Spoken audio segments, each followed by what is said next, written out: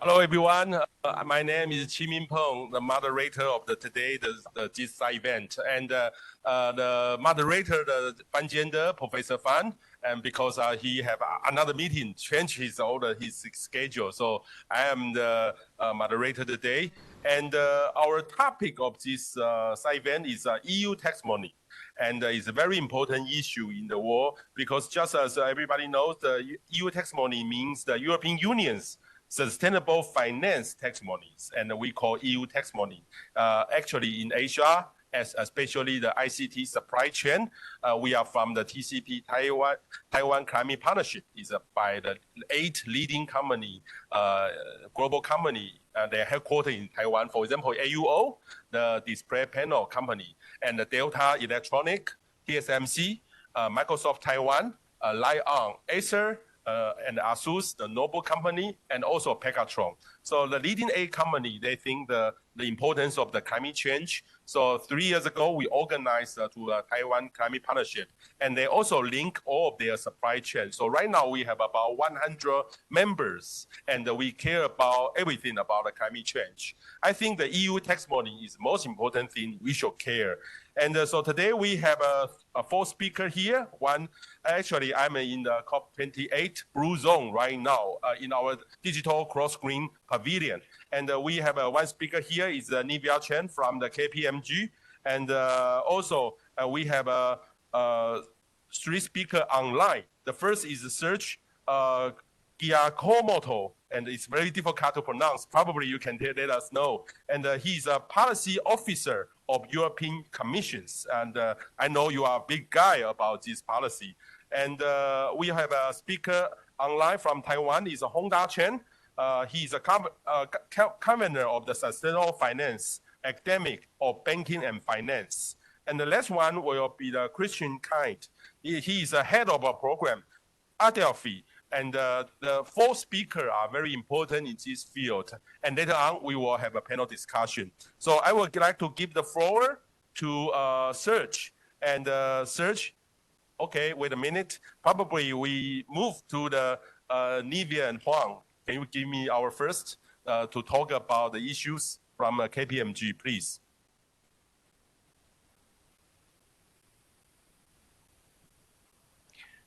Thank you very much, our moderator, Dr. Peng, and distinguished panelists.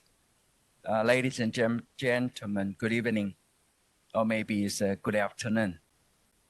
I'm also in the Blue Zone at COP28. My name is Niven Huang. I am the Managing Director of KPMG Sustainability Consulting. In the last 3 years, I was the ESG head of KPMG Asia Pacific. And regarding to the sustainable finance issues, I think in the last couple of years, more and more Asian financial institutions, they put a lot of effort for delivering the sustainable finance product and service to support Asian industry for kicking off their transformation journey toward low carbon, circular, or environmental friendly. Then I would like to spend a couple minutes by using several slides to address a little bit about the legacy development in Asia Pacific corresponding to the taxonomy of EU on sustainable finance. I would like to highlight a little bit more about the background and why sustainable finance is a must in Asia Pacific. Most of you might already quite fully aware that in Asia Pacific right now is the hotspot of energy consumption, very significant growth in energy demand. So that make Asia Pacific is facing quite also a strong increase on carbon emission. So we are facing carbon constraint. The second one is Asia Pacific right now has the highest population in the whole world. And a lot of sustainable development goals in this region is still facing very challenging situations. So we are something like SDG goals constraint. And then Asia Pacific is the global manufacturing center. We consume a lot of resource for producing the global products. So we also face resource constraints. So climate, carbon, energy, resource, and also sustainable development goal constraint that make Asia Pacific need to do a lot of things, including making a robust policy, and also need to drive a much better finance to enable Asia Pacific for its own journey for transformation. And in Asia, we know that there are a lot of global financial institutions. They do have operation here, and Asia become a very important part of the global foreign direct investment. But the point is, a lot of Western company, they might have a very good sustainability strategy, but they're walking the talk in Asia Pacific still has a lot of big gap need to be closed.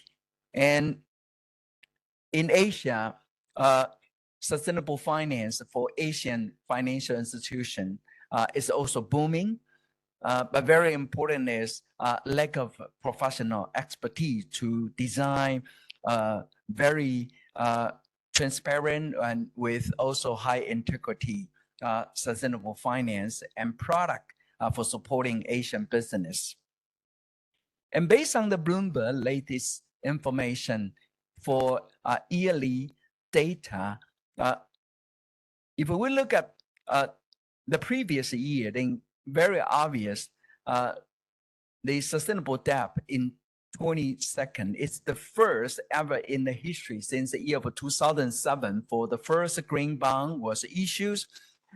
Then already maintained more than almost 1 decade continuous growth in green bond, social bond, sustainability linked bond, etc. But 2022 is the first time to decline from the previous year.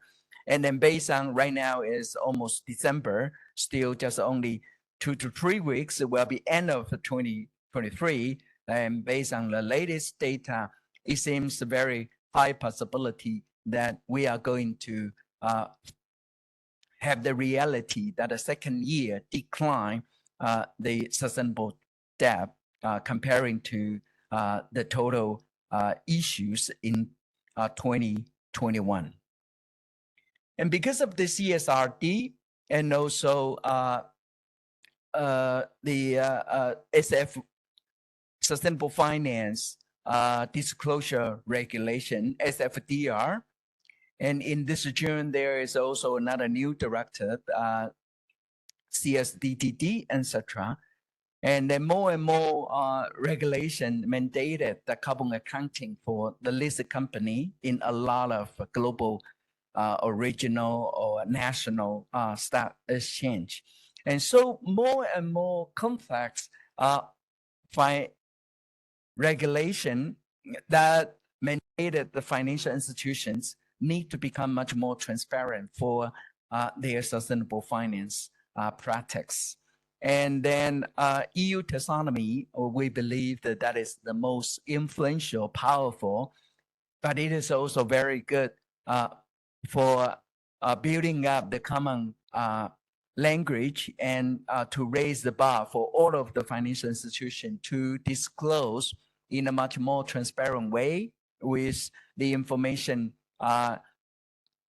can ensure that what they have already done for delivering their sustainable finance product and service can have the same language to demonstrate their performance data. And then in Asia Pacific, you can see that also a lot of corresponding regulation has been already launched or in the pipeline to be launched in the near future very soon. And based on the EU taxonomy structure, there are 6 of environmental objectives. If you look at the COP28, at the first couple of days, then there is one pledge regarding to the triple nuclear power by 2050. But based on this 6 environmental objective, you can see nuclear power will be low carbon energy, no doubt. But would it be green? Might have a quite serious concern. If you look at the EU taxonomy, the 6 environmental objective regarding to the water and marine resource and also protection of the healthy ecosystem. So the banker, when they want to deliver the sustainable finance, the loan to the nuclear power plant, to private sector, or even the state-owned company, then how to balance the 6 environmental objectives will become an issue. Then we need to make sure that the banker do have the capability to evaluate the risk abatement and mitigation measure, whether that can all ensure that the risk can be acceptable. In Asia Pacific, based on the EU taxonomy in the last couple of years, then on this slide, you can see that the left-hand side is the EU taxonomy timeline, and the right side is the timeline for EU taxonomy's development in Asia Pacific. If we look back almost the last 8 years, back to 2015, I think China is also one of the very leading countries in Asia Pacific to build up a lot of green finance, green bonds, and a lot of the related guidelines or regulation corresponding to EU taxonomy. Maybe not exactly, but their journey can also highly link to the global development on taxonomy. And then in Asia Pacific, based on the current latest update, Japan right now, they have decided not to adopt a very strict, well-defined taxonomy just corresponding to the EU taxonomy, but they already just announced some of the guidelines regarding to the green finance. And ASEAN, they have already built up a collective collaborative force and try to issues that is the most common guidelines on Asia Pacific, ASEAN countries taxonomy. Then I would like to skip this slide and come back later. I would like to just provide you some of the insight about ASEAN taxonomy, the latest update. In this June, ASEAN already launched the version 2 ASEAN taxonomy. And then this is the deliverable based on the ASEAN taxonomy board that was launched in March 2021, almost 2 years ago. And then in November 2021, the version 1 ASEAN taxonomy was launched. And then based on the current ASEAN taxonomy version 2, then ASEAN also introduced and integrated one very important essential criteria that is a focus on social aspect. And then ASEAN's taxonomy is very not exactly the same as the EU taxonomy. I can use this slide to demonstrate you that they focus on 4 environmental objectives. Comparing to EU taxonomy, there are 6 environmental objectives. Even 4, there is also some very different items included in ASEAN taxonomy. But the most important 2 is completely the same as EU taxonomy, is adaptation and mitigation. A little bit different is healthy ecosystem and biodiversity. The number 4 is promote resource resilience and transition to circular economy. Is also similar to EU taxonomy. And the essential criteria, they do have do no harm, to some other environmental objectives. This is similar to EU Taxonomy. And then the next one, second criteria is remedial measures to transition. The third one is the social aspect. And they also choose the 6 focus sector listed in the right-hand side of this slide. And then they also focus on 3 enabling sector, include information and communication. That is also very important, just like Taiwan High-Tech Climate Alliance. Their member are all from this sector. The second enabling sector is the professional, scientific, and technical sector. The third one is carbon capture, storage, and utilization. Then based on some quantitative and qualitative criteria, they just divided the project for transformation into several different kind of colors. And the green, of course, that will make this project can be complying with all of the criteria. And the red one is not completely complying with the Asia Pacific taxonomy. And there are also some in between. So that is the amber color. And this is the basic structure for ASEAN taxonomy. And then back to the social aspect, that is the third criteria used by ASEAN taxonomy. It consists of 3 major social aspects. The first one is the promotion and protection of human rights. The second one is prevention of forced labor and protection of children's rights. The last one is the impact on people living close to investment, especially, for example, like indigenous people, rural area. So these 3 key social aspects has been already included into ASEAN taxonomy version 2. Then I would like to give you one example in Asia Pacific, that is a Taiwan case. Maybe Hongda can also highlight in more detail later. And Taiwan just conduct this kind of Taiwan taxonomy about 3 years ago, and conducted by Zhonghua Institution for Economic Research and also Taiwan Academy of Banking and Finance. And then they choose 4 sectors, including manufacturing, construction, transportation, and warehousing. The last one is finance. And then this taxonomy, after serious consultation with business sector-specific organization and leading company or some academic opinion leader, and they also try to do everything possible to use some quantitative criteria can be used in the near future by banker for defining whether the sustainable finance is completely related to the sustainability.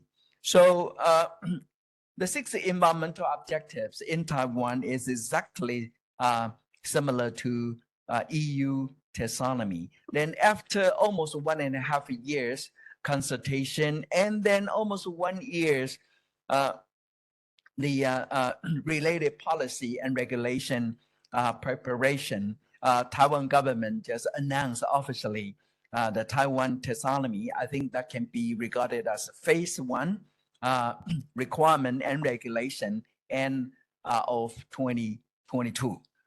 So the financial authority right now is moving forward to the phase 2 to covering more industries, and then a lot of sector-specific engagement will be expected.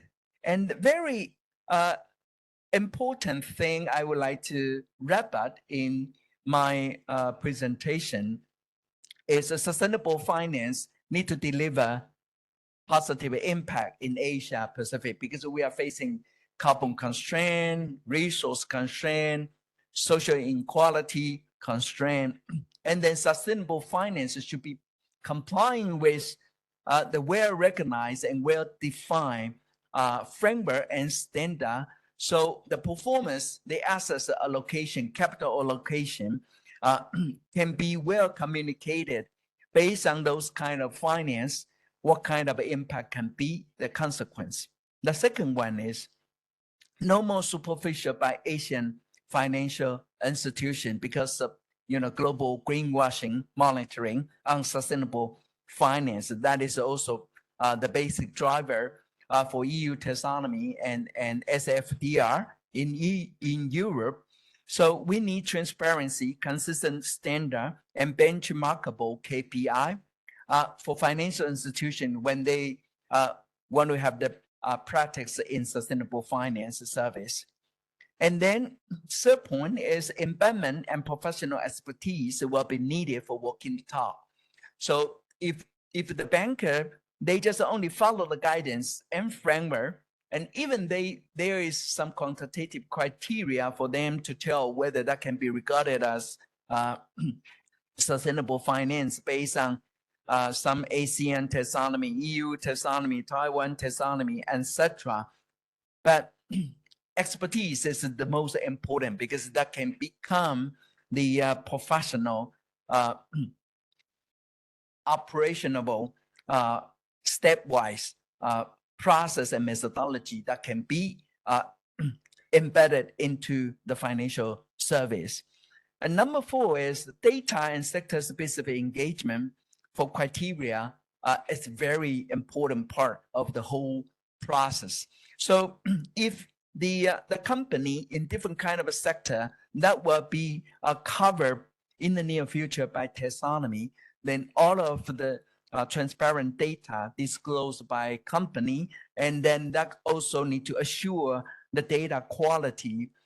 For example, like the carbon productivity or some intensity KPI, those kind of data, we should have to improve the quality of the existing disclosure. So those kind of data can be based by the banker for their sustainable finance product delivery. Last one is, no matter what kind of a situation, based on the taxonomy, all of the sustainable finance should also need to have some targeting, effective monitoring, and also balanced disclosure. If that the target is achieved, and then the financial institution and banker need to make a much more ambitious new target. But if the target is not achieved, and the banker should be also very honestly to disclose the latest situation. So I think this couple point is from my perspective, and then we will also keep moving for engaging the financial institution in Asia Pacific to support them to move forward and become a much more influential, impactful enabler to support all of the industry to make their transformation journey much more faster, much more impactful. And thank you very much for your listening. Yeah, thank you, Niven. And a wonderful talk. And you had already pointed out the difference, and especially the regional difference, and also the possibility of a common standard, especially the Asia and the Europe, and also the probably some kind of cooperation and also the impact. So later on in our panel time, we will have some discussion about these issues. So I would like to give the floor to Serge. Yeah, you are online now. Please, Serge, the floor is yours. Hello, Serge. Yeah, please. Hey, can you hear me? Yes, wonderful. All right. Hello, everyone. So today I would like to speak to you about essentially what the EU has been doing on the field of sustainable finance, and in particular transition finance. But first, let me give you a recap, and I'll really thank Dr. Huang for having done this little recap at the beginning of the presentation. What have we been doing? So from 2018, we put together an action plan on sustainable finance, which laid out key topics that we needed to deliver in order to kickstart the transition, the transition of the financial sector. This transition was not a given. From 2009, there had been the first issuance of a green bond and stable increase in the green bond market, but ESG investing was still pretty much a niche, and we didn't necessarily expect that much more. So we needed to kickstart a revolution. The big issue was, okay, we need to know what is green. So identifying what is green was the first key central piece of this action plan, and that led to the creation of the EU Taxonomy, which Dr. Huan already summarized. This taxonomy allows us to identify green investments, and only green investments. Compared to the Asian taxonomy, we do not have this traffic light system with green, amber, and red. We only have green. We have do no significant harm criteria, and that's it. Using that, we mainstreamed this reporting for all actors across the value chain. The CSRD, which we adopted last year, requires corporates to disclose on the basis of the taxonomy. It will be a progressive reporting, first only for the large listed companies, and it will go up until 2027, and 2028, where SMEs even will start reporting, only listed SMEs. They're required to report on both their risks and their impacts. So we do vouch for our double materiality approach. Only reporting on financial risks is not enough in order to safeguard our society. So double materiality is our choice. Then there was the SFDR. SFDR is essentially the same. We need to we need financial market participants, investors, to report at product level on their shares of sustainable investment, of taxonomy alignment, depending on the kind of claim that they make for their financial product. And they also need to report on their adverse impacts. So we're talking about greenhouse gases. We're talking about, are they investing in corporates that have activities that do not necessarily comply with the OECD guidelines for multinational enterprises or the UN guiding principles, that sort of stuff. And we also developed other tools, the low carbon benchmarks, which are a wonderful tool for the transition. And these benchmarks follow a decarbonization trajectory of -7% year on year. So any financial product that tracks a low carbon benchmark is considered under our framework a product that we can reliably consider as green. And we developed the Green Bond Standard that was adopted last year. We developed also reporting requirements on banks so that they disclose their ESG risks in order to strengthen their risk monitoring framework, and in turn, at some point, maybe change their prudential requirements. And on that basis, using all these tools that we developed and that are still under development, you mentioned the Corporate Sustainability Due Diligence Directive. This directive is still under negotiation, and it will maybe require corporates to develop a transition plan that is aligned with 1.5 degrees. At the moment, the CSRD only requires corporates to disclose whether they have a transition plan. It's not a requirement to have a transition plan, it's a requirement to disclose a transition plan if you have one. So using all these tools this summer, we finally provided our definition of transition finance. So transition finance, according to the EU, refers to many different types of investments in certain types of activities that are categorized in the taxonomy. So activities that we consider as transitional.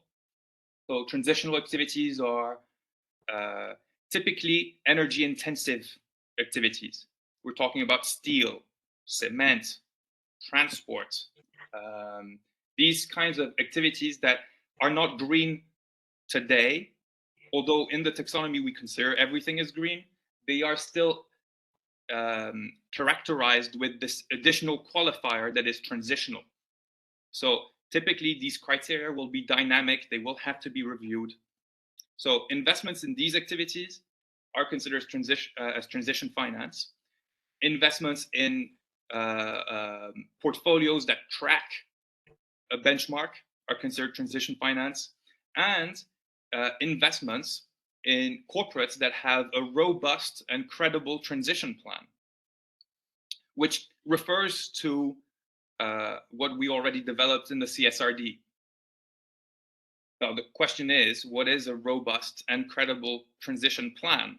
And that is a question that we are trying to answer. We will provide more guidance on this. But for the moment, we have also really encouraged financial market participants and corporates, non-financial corporates, to use the various methodologies that have emerged from the markets. So I'm talking about SBTI or the ACT methodology that verify your targets, that make sure that your targets, whether they're short-term or long-term, are aligned with a 1.5 degree future. We consider these methodologies as the way forward, and they provide sector pathways which are which give us a lot of visibility, actually.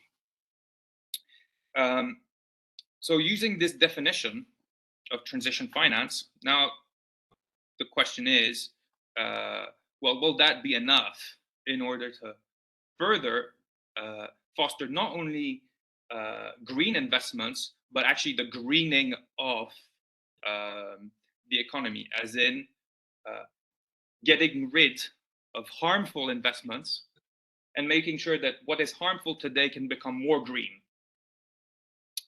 Well, we have to see. There are a few issues. There are worrying trends which warrant further actions. So what we are thinking of right now is we need to review all of this legislation, all of these legislations, with certain aspects in mind. First, their usability. Is the framework user-centric? Well, it turns out that the taxonomy, it's a massive achievement. We were the first legislator in the world to develop a framework this big, with this many criteria, this ambitious, with 6 objectives and several levels of environmental performance, substantial contribution, and do no significant harm. It's a lot of work at a very granular level, but it turns out that, well, it's not perfect, and it's therefore quite difficult to use for many actors. So we need to review these criteria. We need to add more activities. We need to see if it can be more comprehensive and more user-centric. We need to also see whether the different pieces of the legislation fit together. If we are requiring banks to report on certain ESG risks, but the corporates do not report on the same metrics, Well, there are inconsistencies. So we need to make sure that all of it fits, which is part of this user centricity, this usability or consistency approach. Now, there's also a proportionality approach. We are getting in the thick of the work that we're doing on sustainable finance, and we're seeing some reluctance to disclose on every single KPI, because there are a lot of KPIs. Okay, so how can we make it a little bit more proportionate for certain actors? Do we need to ask the same things of an SME as from a large multinational enterprise? These are considerations that we have to look at a little bit more, and which we may have not necessarily looked at in the past. And finally, a thought that we need to consider is, okay, is it achieving the transition enough? What is missing? In my point of view, I'll speak on my name. I think for instance, we should be looking a little bit more at the Asian taxonomy, which has from the start looked at developing a traffic light system, green, amber, red, because we need to know what is a harmful investment. Right now, we have no framework in the EU to actually define or figure out what a harmful investment is. Sure, we are asking corporates to disclose their greenhouse gas emissions. We're asking corporates to disclose a lot of metrics, but it doesn't give you at a granular level what is harmful. It's not comparable. Doesn't allow you to say this investment is more sustainable or less sustainable than another investment. And comparability is key. So we need to look at that.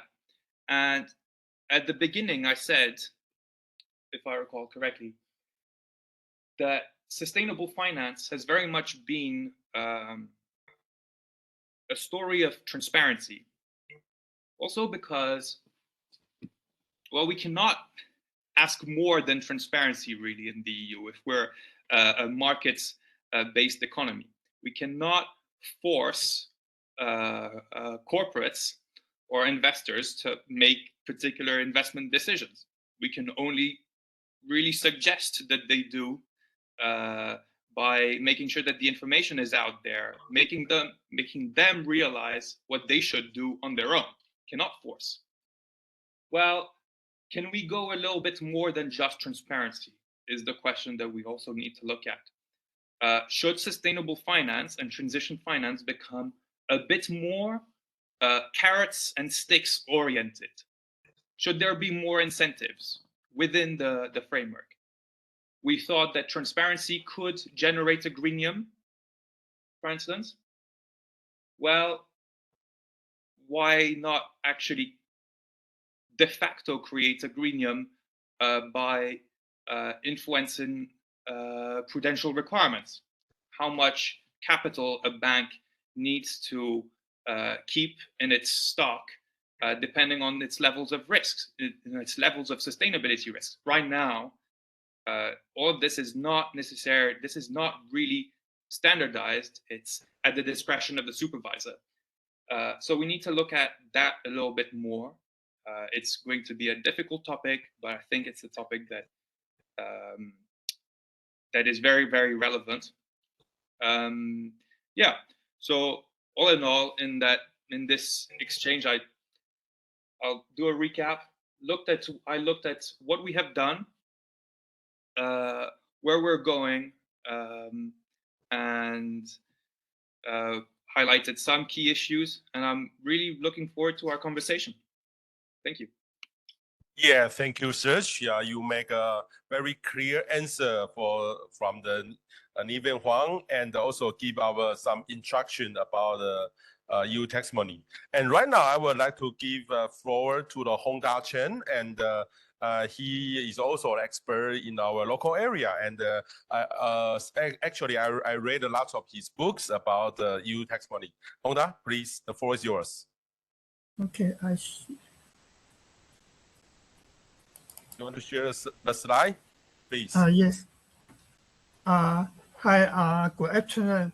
My name is Honda Chen from the TABF. Taxonomy is an international movement. Not only Europe, but also many countries has developing their own taxonomy. Since taxonomy play an important role in the sustainable finance, it will significantly impact the ICT industry in Taiwan. Okay, why taxonomy matter? Taxonomy is the list of economic activity with performance criteria for their contribution to the environmental objective. And the taxonomy is the formula used to calculate the sustainable KPI. And the taxonomy are used in the investment industry to help drive capital towards certain company or financial products. First, in the taxonomy, there are only about 100 eligible activity in the EU taxonomy, and can be classified into 9 categories, such as agriculture and forestry, manufacturing, energy, transportation, and ICT. But the ICT here is only for the data center service, and not including the ICT manufacturing.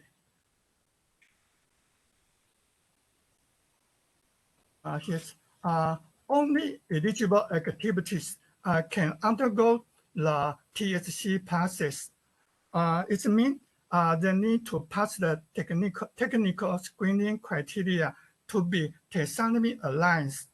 At first, a company need to contribute one of the 6 environmental objectives, and do no significant harms, and need to comply the minimum social safeguard to be taxonomy aligned.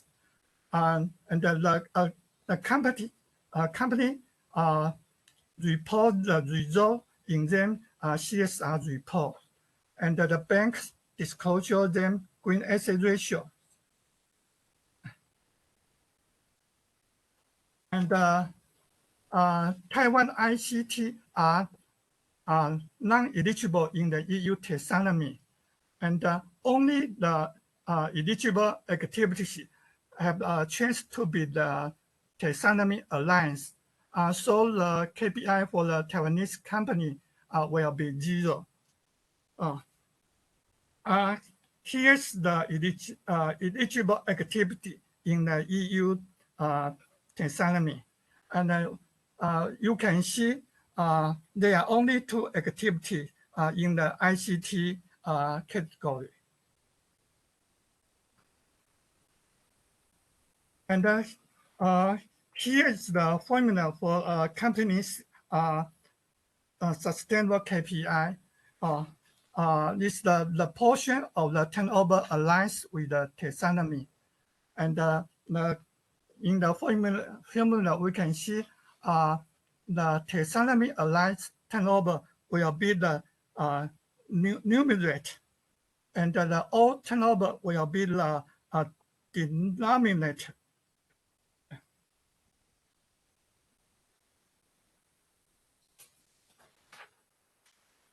And for example, a company have 3 products.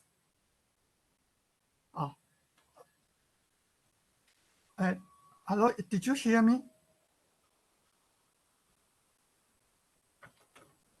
Hear you, yes. Yes, okay. Yeah. Yes. For example, a company have 3 products. The turnover for the product C1 is 25%, C2 is 25%, and the C3 is 50%. And only the product C3 pass the technical screening criteria. Also, the turnover, the taxonomy alliance for this company is 50%.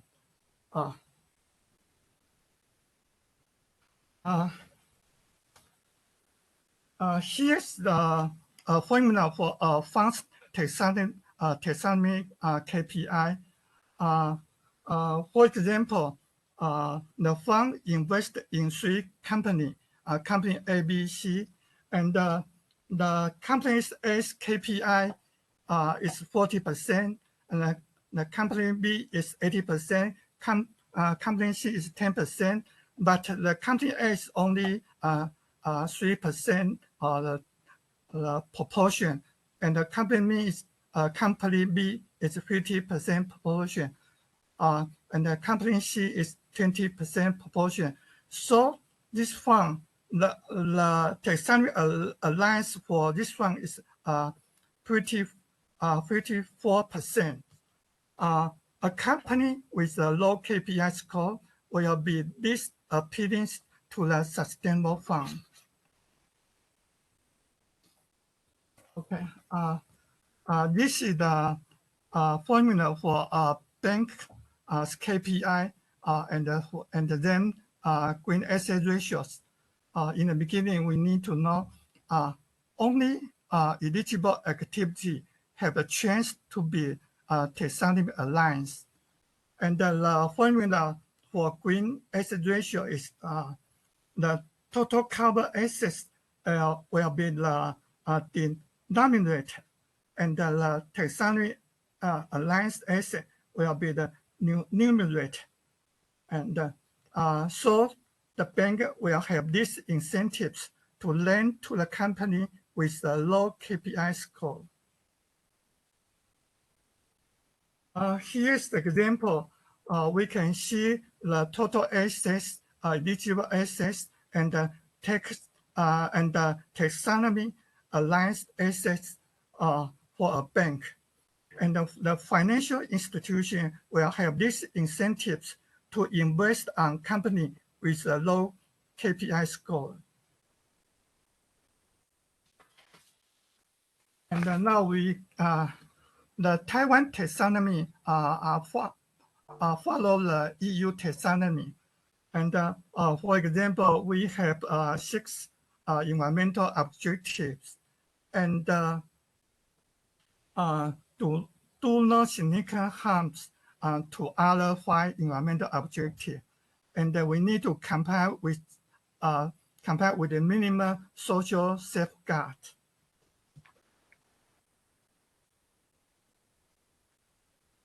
And because there are these eligible activities in Taiwan taxonomy, and will lead to a lower alignment. Our Financial Supervisor Commission aims to increase the items in the eligible activity, but the ICT products are very diverse, and the them lifespan is very short. So it's challenging to expand the eligible actives and design then technical screening criteria.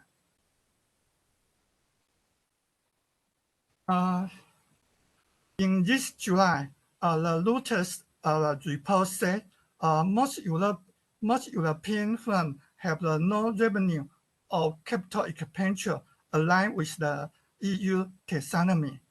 And the low eligible will lead to low alliance. I think this will happen in the Taiwan ICT industry. We have the same problem. What will impact on Taiwan ICT industry? I think first is the ICT industry will have a very poor sustainable KPI because maybe the entire Taiwanese ICT industry will be 0. The KPI will be 0. And because they have poor KPI, so it's unable to attract sustainable fund to hold these companies' stock. And this company cannot issue green bond or green loan, so then fundraising costs will be higher. Here's finally is my recommendation. First, I think the Taiwan taxonomy or the EU taxonomy should be simplistic and clear criteria for assessment.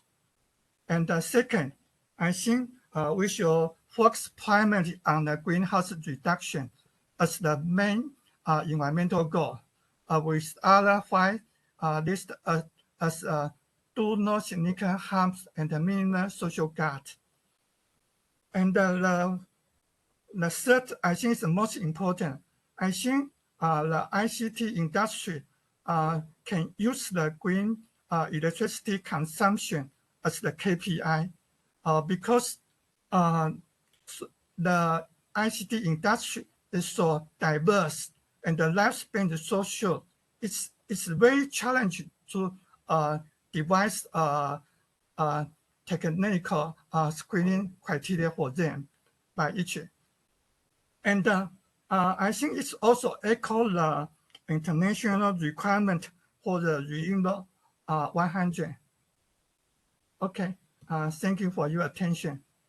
Yeah, thank you, the Honda Chen, and let us know the ICT industry, what they will meet in the future. But you also mentioned the criteria is just like a burden in the future. Probably later we will discuss this issue later on. So I will give the floor to Christian Kind, the head of the program, Delphi. Christian, the floor is yours, please. Thank you. Hello, everyone from Berlin. I'm going to share my slides in a moment.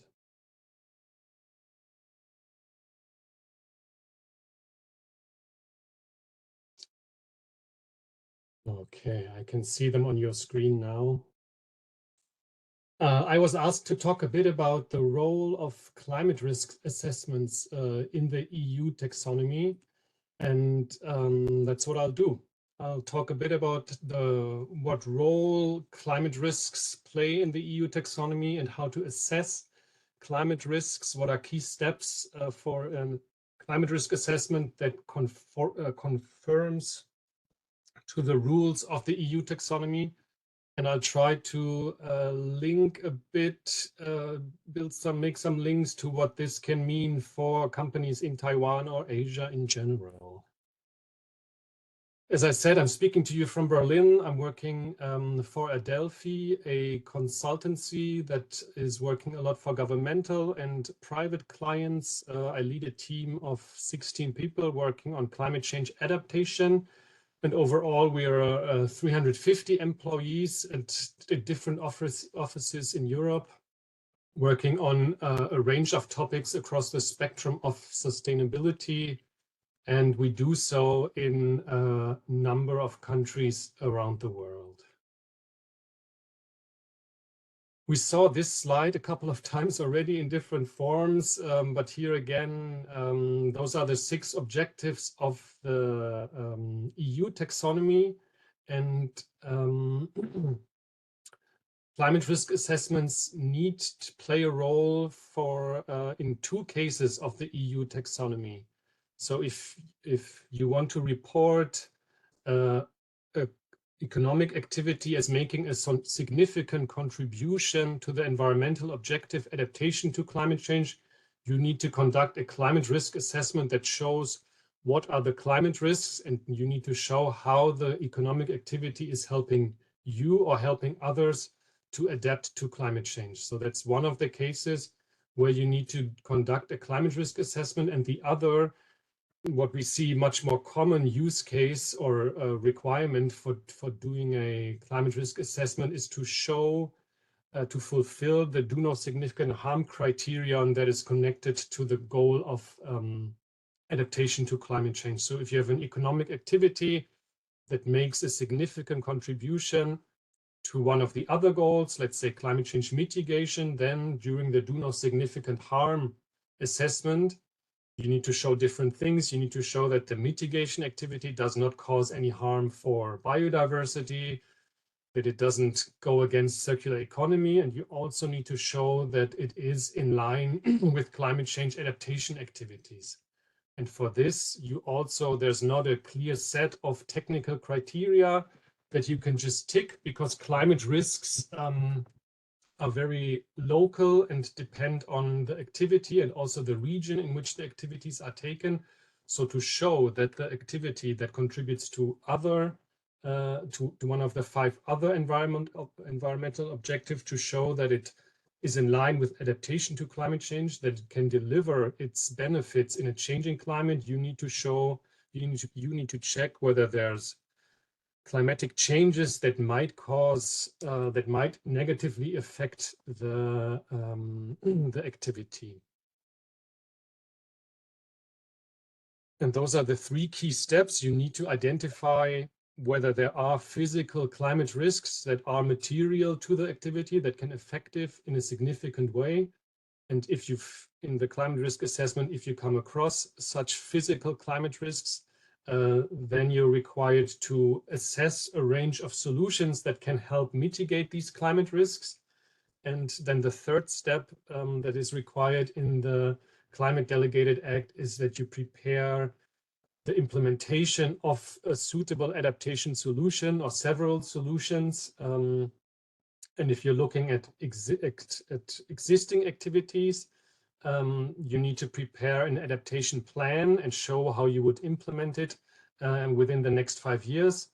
And if this is about activities that are new and upcoming, then you need to show how you incorporate adaptation solutions within the implementation. And I should say ahead of time, I think it's very important to do these things, but we also work with companies in Europe to conduct such climate risk assessments, and it does tend to be very time intense, and it also requires a range of expertise that not every company has at its hands. And one of the reasons why it is very time intense, I believe, is the fact that the EU Taxonomy or the Climate Delegated Act has very specific requirements for climate risk assessments. The upside of this is that if you follow these requirements, it will be a very high quality climate risk assessment, but the downside, of course, is that it can be very time intense.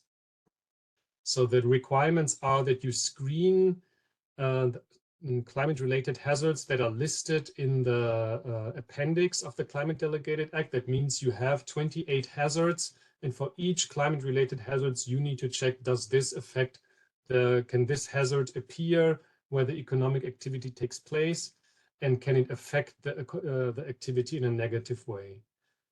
You need to work, in many cases, you need to work with climate projections, so outputs of climate models. And the requirement is also that you take into account state-of-the-art science and state-of-the-art methodologies for such assessments.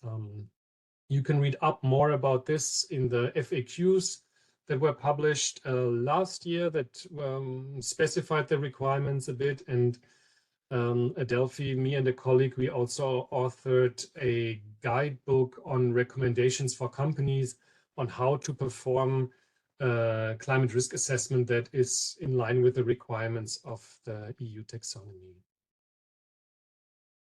And if you go about this, really 4 steps that are important. You need to check what is the expected lifespan of the economic activity. If the lifespan is more short-term, then the requirements are different. You need to incorporate less data. If the expected lifespan is more than 10 years, then it is required that you look at different climate change scenarios and how climate-related hazards will develop under these. You need to screen for the climate-related hazards and then use information on sensitivity of the economic activity to analyze the actual climate risk that the activity is facing. And then if there is a significant risk, you're required to identify, assess, and implement adaptation solutions. Here you have an overview on the 28 climate-related hazards that you are required to screen for within the EU taxonomy. And you see there's a wide range, some more specific ones like avalanches,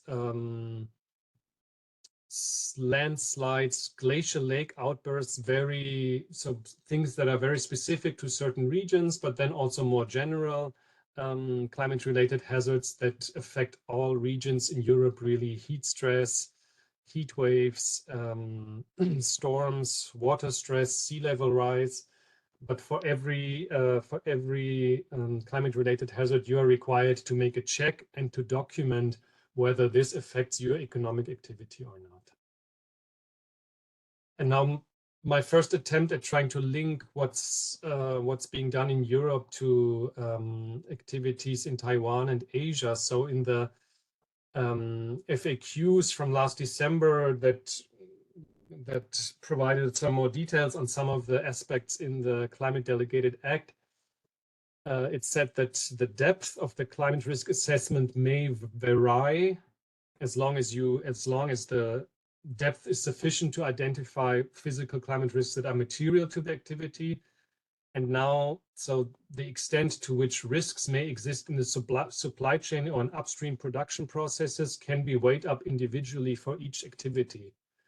So if the supply chain of a company in Europe that is reporting on the EU taxonomy, if there are factors in the supply chain that are very important for the operation of the company, maybe there are one or two suppliers in one region in Asia that supply a very specific product or part, then in many cases, these companies will be required to check how far climate risks affect these key suppliers. Because if there's a climate risk to these key suppliers that can cause a disruption in the supply chain that might cause significant negative economic effects on the company reporting in Europe, then the company in Europe would be required to check for climate risks in their supply chain. And what we have seen so far is that, of course, companies in Europe are not going to do these assessments themselves, but what is being done is to ask suppliers to fill out a survey or to supply certain data that will help the company in Europe that is reporting on the EU taxonomy to make a statement on the range of climate risks in their supply chain.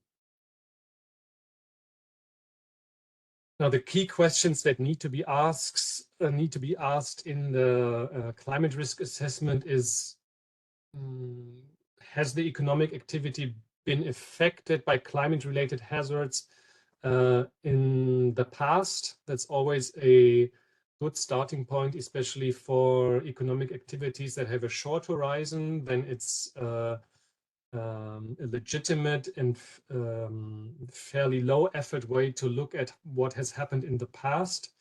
And in some ways, it can be helpful to look deeper into impact chains and look at how different climate-related hazards maybe work together to affect systems that are important for the company, and how climate-related hazards can build cascading risks that affect the company's performance.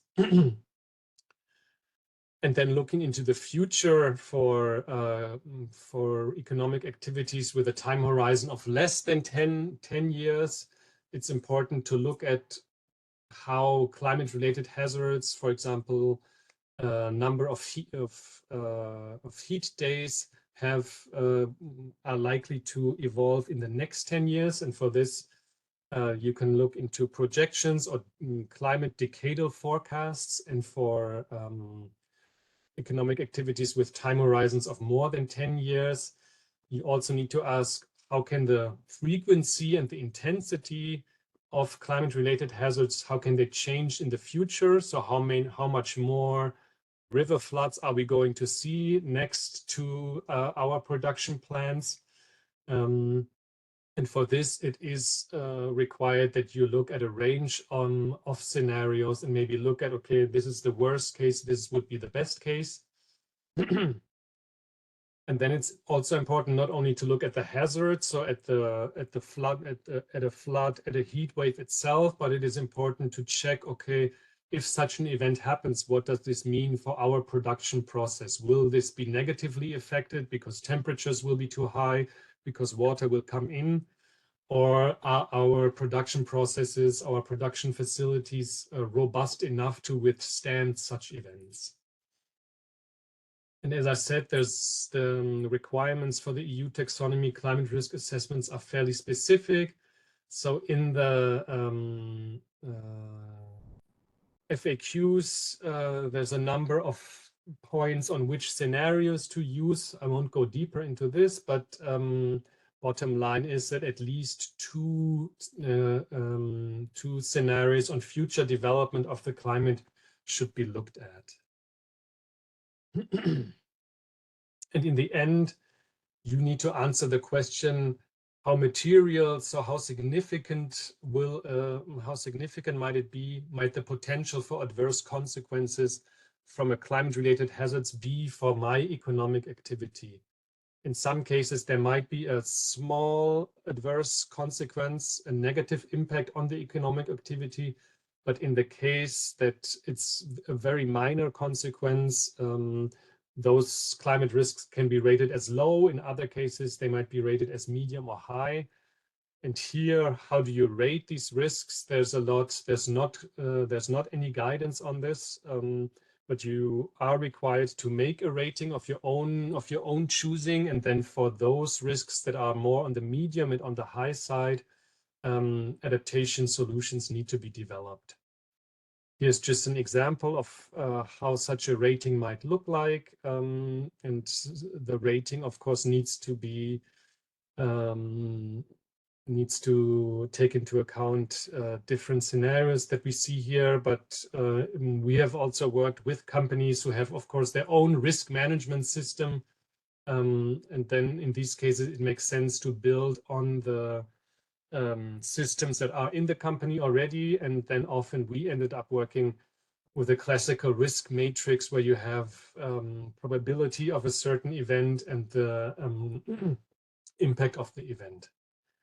And as I said, if material climate risks are identified, you're required to assess adaptation solutions. So look at a range of activities, maybe for flood protection, maybe for protection against heat, and check in how far these solutions can help to mitigate this risk.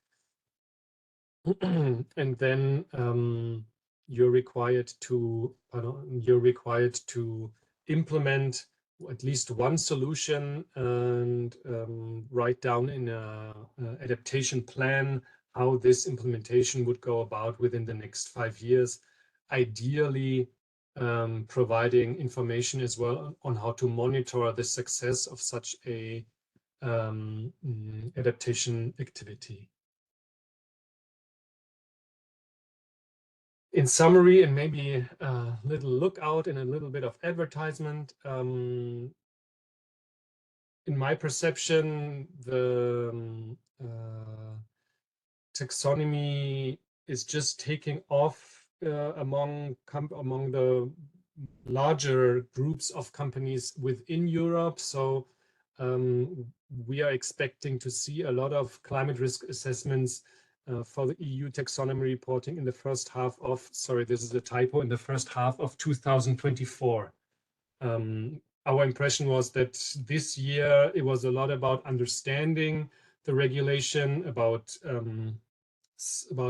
finding out which economic activities are taxonomy eligible. And we've talked to companies who said, okay, we'll wait another year before we will try to go for alignment of CAPEX or OPEX of economic activities. And for showing this alignment, climate risk assessments will be required in many cases. And as I said, in those cases where companies strongly depend on key suppliers in their supply chain, then these downstream companies will be contacted to make contributions to the risk assessment. And this will apply to companies within Europe and, of course, outside of Europe. And what we are doing right now is supporting companies in Europe to develop taxonomy-aligned climate risk assessment. And that's something, of course, we are keen to offer to interested companies outside of Europe as well, if this should be necessary. And in some cases, it makes sense to do this for individual companies, but we've also worked with companies that are clustered in a certain industrial estate and to make some economies of scale for these climate risk assessment. And in some cases, it might also be useful, might also be interesting for business associations to do a climate risk assessment for a sector that then companies within the sector can build on. What we also offer is to check existing climate risk assessments for taxonomy compliance and provide recommendations on how to update these existing assessments so that they fulfill the taxonomy requirements for climate risk assessments. Thank you, everyone, and looking forward to our discussion now. Yeah, thank you, Christian. And what you talk is open my mind. And because before that, we only know some kind of the mitigation, and you talk about something about adaptation. Thank you very much. And Yvonne Huang, have a seat there. And actually, we have about 20 minutes. And actually, by myself, I still have lots of questions because we talk about regional difference. How can we have a kind of the platform, knowledge sharing about this one? So I'm wondering, each one can talk something to after this four very good, wonderful, because I heard a lot of the EU taxonomy. However, this time is my the best time to know everything about this. And I found still have lots of problem because, for example, country to country, regional to regional, how can we have some kind of cooperation in the future? Maybe I can give the floor to Niven Huang first, and then later on to Serge. Yeah.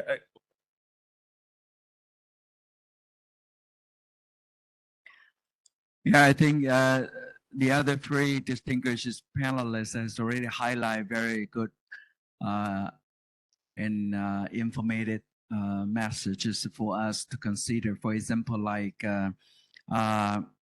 the search, you mentioned that the not just only taxonomy, but the transition plan by all of the company. You know, if you cannot achieve a very high standard that will be eligible to taxonomy, but the transition plan is also very good for us.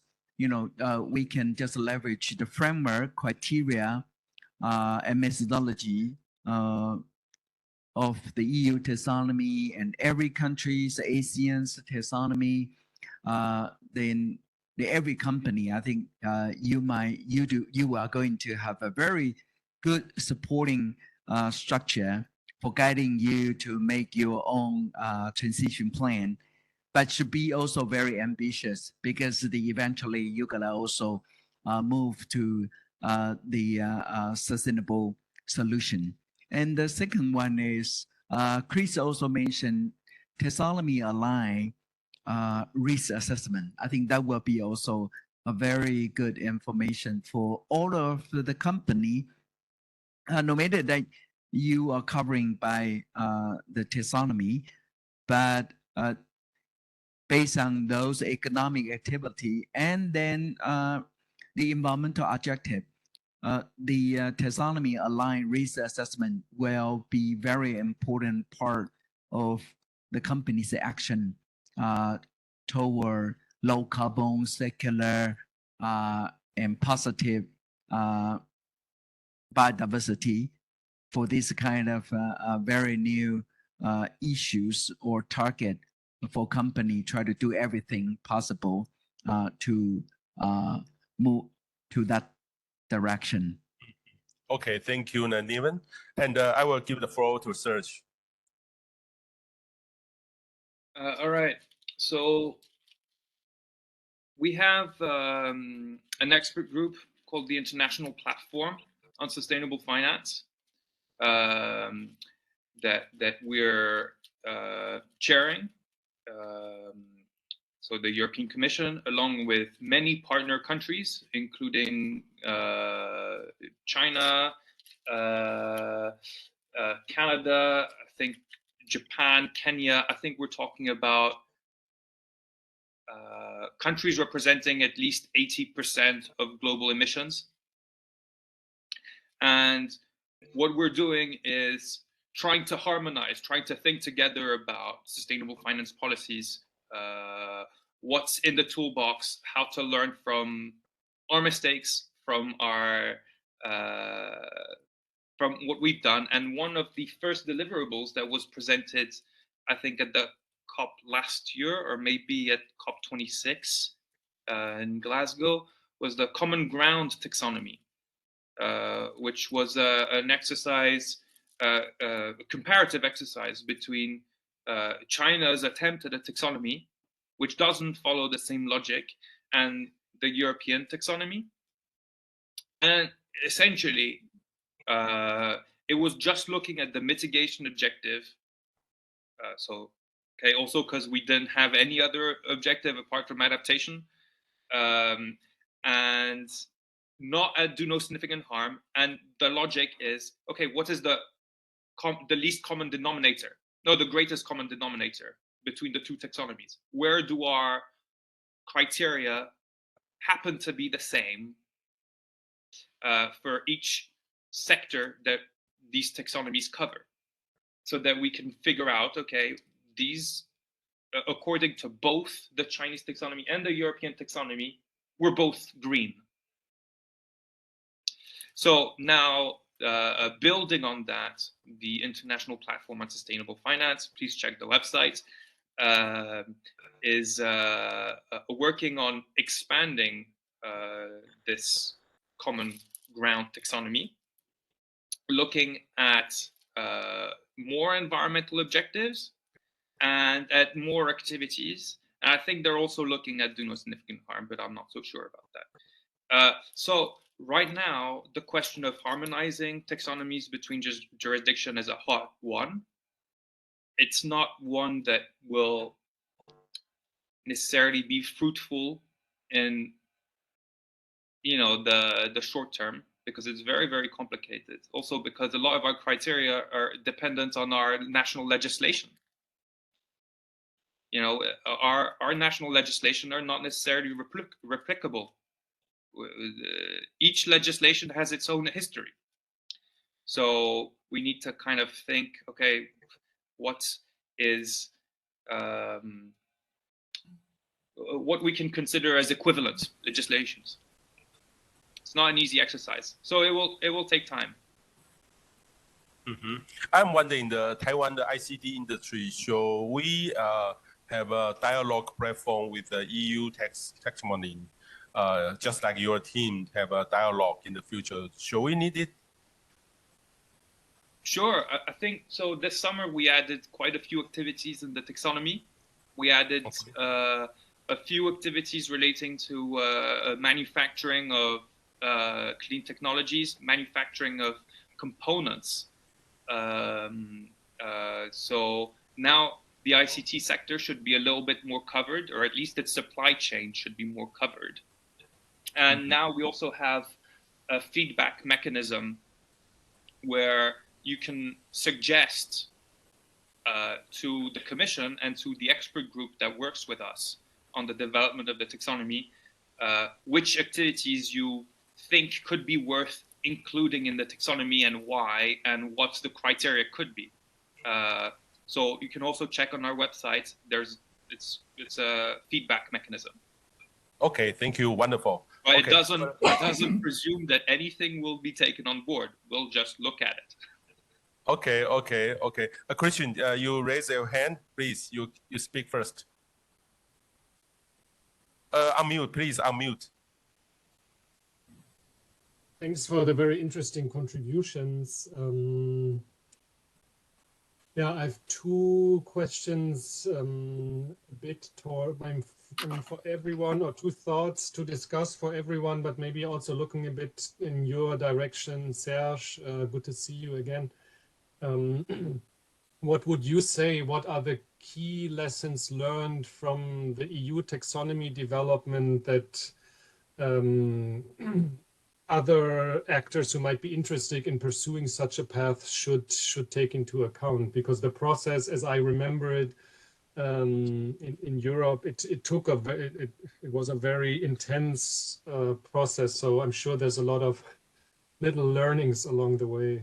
Yeah. Yes, yeah, wonderful. So, Serge, you want to have feedback or go directly? If you have any other question, sure. But in terms of lessons learned, I would say take more time. Okay. I would say take more time because, you know, once it's in the law, it's very difficult to change the law. So, I mean, we can always change it, but it's going to be a difficult and hard, strenuous process. And, you know, you don't want corporates to start using criteria and then tell them, oh, my bad, we made a mistake. Let's just change the criteria. And they've already put so many things in place to use these criteria. So take more time until you're sure that your criteria are good enough and clear enough. And I think in many sectors, our criteria are not there. So really take more time, even if it's political. And, you know, politics has a way of influencing the way we work and influencing the timelines. Even if it's political, try to take your time. There's no reason to rush a file like that. Even if corporates really, really want the criteria as soon as possible, it's better for them not to have criteria than to have bad criteria. Mm-hmm.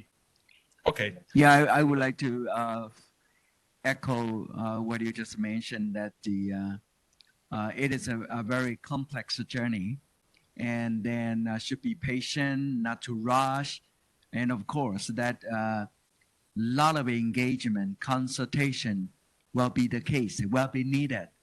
So according to my observation for the process for making the taxonomy, no matter that it's in Taiwan or in other Asian countries, we found out that the most of the businesses, they don't understand what is going on, you know, and then a lot of debate about the criteria, and then how to justify the quantitative data can be very good for criteria setting.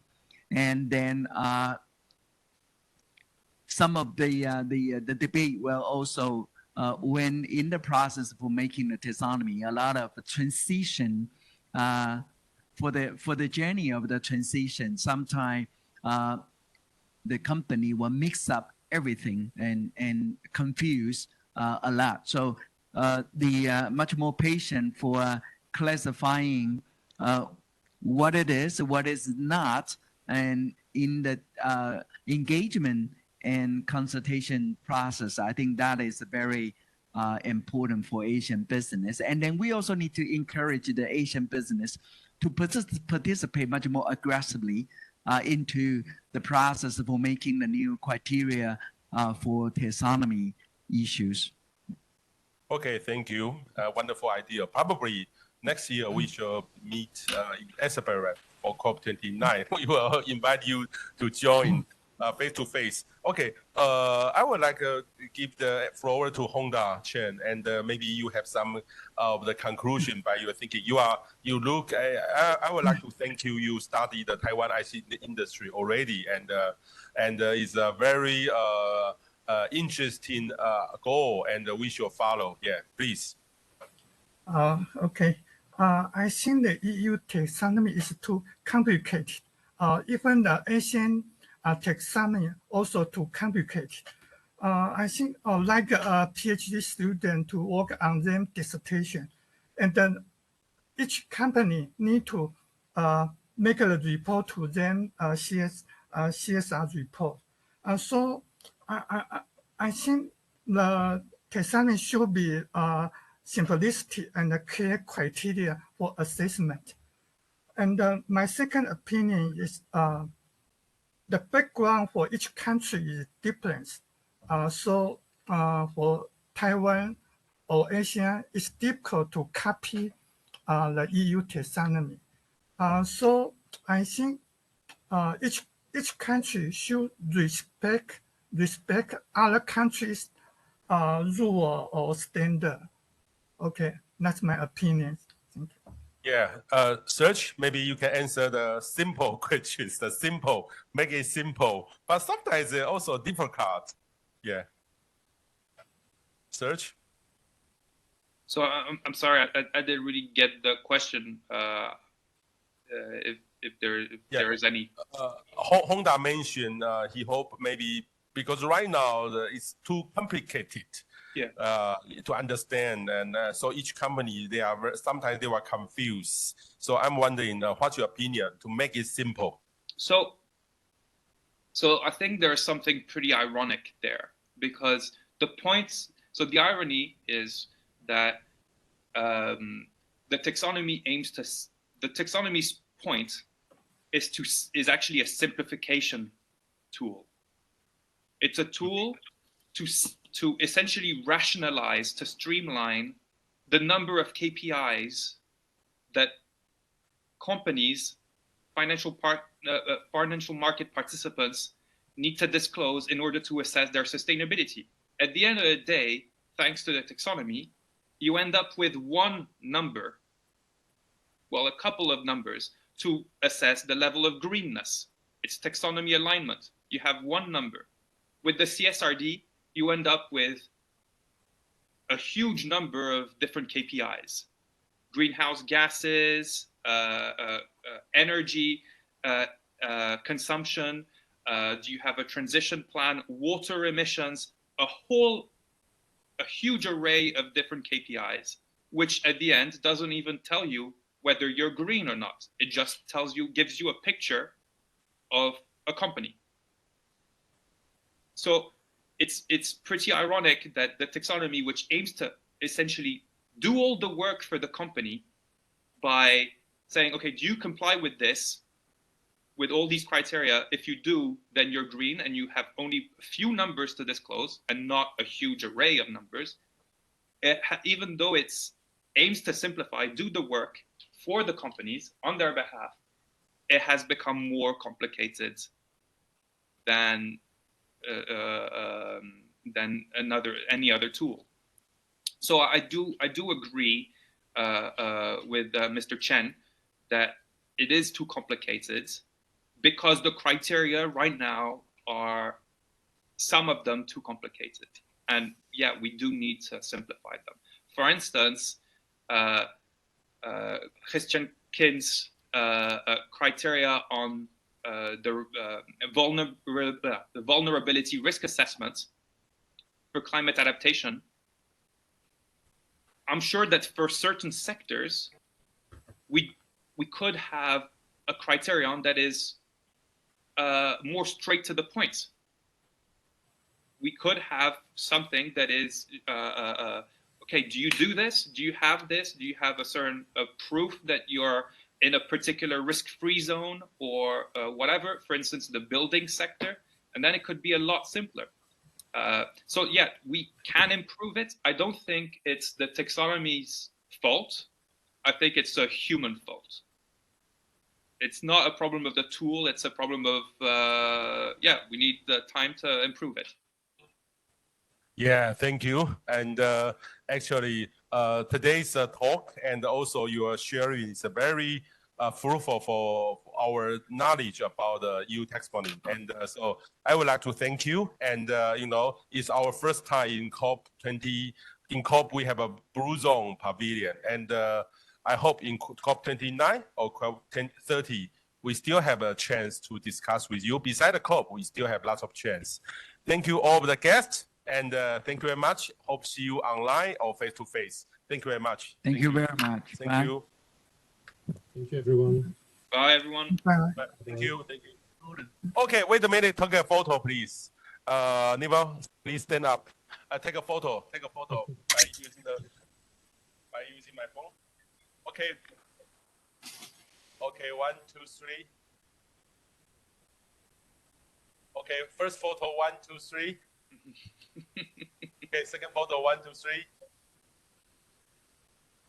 Okay, wonderful. Thank you very much. See you next time.